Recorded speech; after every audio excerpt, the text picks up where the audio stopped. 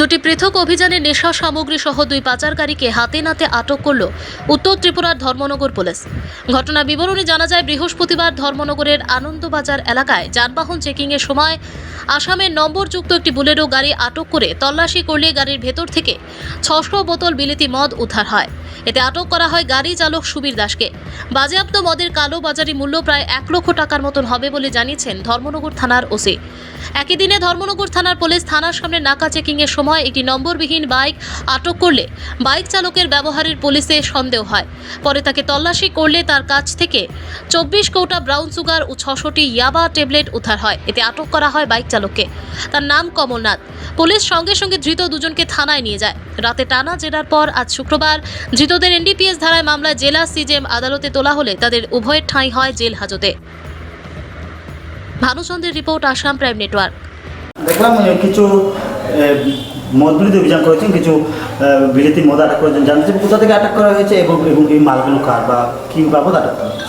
আজকে আনন্দবাজারে আমাদের যে আনন্দবাজারে যে নাকা আছে সেখানে নাকা চেকিংয়ের সময় নাকা পার্টি একটা আসাম নাম্বারের একটা বোলেরো গাড়ি ডিটেইন করেছে। সেটা চেকিং করে সেটার মধ্যে প্রচুর পরিমাণে বিলেতি মদ উদ্ধার করা হয়েছে এবং একটা যে ক্যারিয়ার ছিল তাকেও ডিটেইন করেছে। এখান থেকে প্রায় ৬০০ বোতলের মতন বিভিন্ন ব্র্যান্ডের ফরেন লিকার সিজ হয়েছে। স্যার এগুলো যে ব্র্যান্ডের মদগুলো এগুলো ত্রিপুরা না আসাম? এগুলি মূলত আসামের তৈরি। স্যার যাকে আটক করা হয়েছে তার নাম কি, বাড়ি কোথায়? তার নাম সুবীর দাস, বাড়ি হচ্ছে ধর্মনগর কলেজ রোড। স্যার বিকালবেলা গত কিছুদিন যাবৎ আপনারা দেখছেন যে বাইরের থেকে মানুষ এসে ধর্মনগরে নেশা বিক্রি করে। যেমন আমরা কামেশ্বরে ধরেছি কিছুদিন আগে, বাগবাসার থেকে একজন এসেছিলেন রাধামানিক আলাম।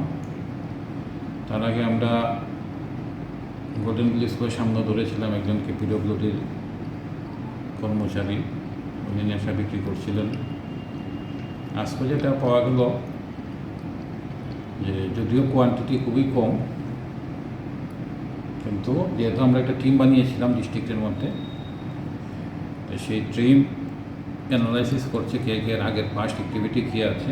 তো সেই অ্যাকর্ডিংলি আমরা একটা ছেলে কমলনাথ, সে দীর্ঘদিন যাবৎ নেশা বিক্রি করে এবং বিভিন্ন সময় অ্যারেস্টও হয়েছিল, তো তাকে আমরা অ্যারেস্ট করেছি।